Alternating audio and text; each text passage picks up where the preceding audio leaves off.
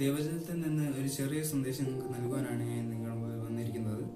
അതിനെ എടുത്തിരിക്കുന്ന വചനം 1 ദിനവൃത്താന്തം 28:2 മുതൽ.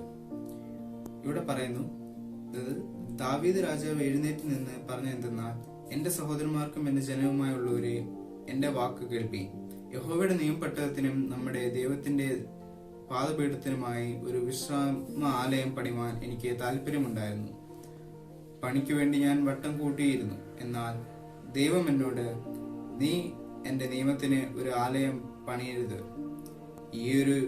നീ ഒരു യോദ്ധാവാകുന്നു, രക്തവും ചൊരിയിച്ചിരിക്കുന്നു എന്ന് കൽപ്പിച്ചു. ഇവിടെ നമുക്ക് കാണാൻ സാധിക്കുന്നത്, ദാവീദ് ദൈവത്തിന് വേണ്ടിയിട്ട് ആലയം പണിയാൻ പോയപ്പോൾ ദൈവം തന്നെ അവിടെ ദാവീദിനെ വിലക്കുകയാണ്. അതിന് ഒരു കാരണവും പറയുന്നുണ്ട്.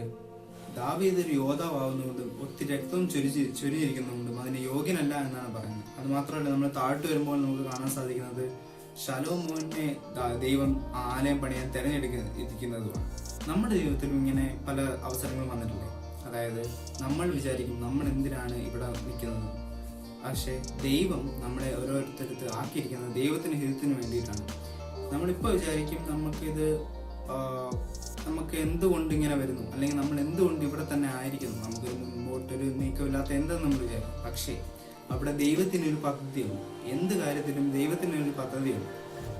ആ പദ്ധതിക്കനുസരിച്ച് നമുക്ക് നിൽക്കാനാണ് നമ്മളെ അവിടെ ഒരു സ്ഥലത്ത് തന്നെ നിർത്തിയിരിക്കുന്നത്. അതേപോലെ തന്നെ പിൽക്കാലത്ത് നമുക്ക് കാണാൻ സാധിക്കും, ശലോമോനെ കൊണ്ട് ദൈവം ഒരു നല്ല ആലയം പണിയിക്കുന്നത് നമുക്ക് കാണാൻ സാധിക്കും. അതിനാൽ ഞാൻ നിങ്ങളോട് പറയുന്നത്, നമ്മൾ എവിടെ ആയിരിക്കുന്നു അതിൽ നമ്മൾ സന്തോഷിക്കുകയും ദൈവത്തിന്റെ ഹിതത്തിനനുസരിച്ച് കാതോർത്ത് നിൽക്കുകയും അതേപോലെ തന്നെ ദൈവഹിതത്തിന് വേണ്ടി നമ്മൾ പ്രാർത്ഥിക്കുകയും ചെയ്യണം. ഇവിടെ ഞാൻ എൻ്റെ മെസ്സേജ് അവസാനിക്കുന്നു. നന്ദി, നമസ്കാരം.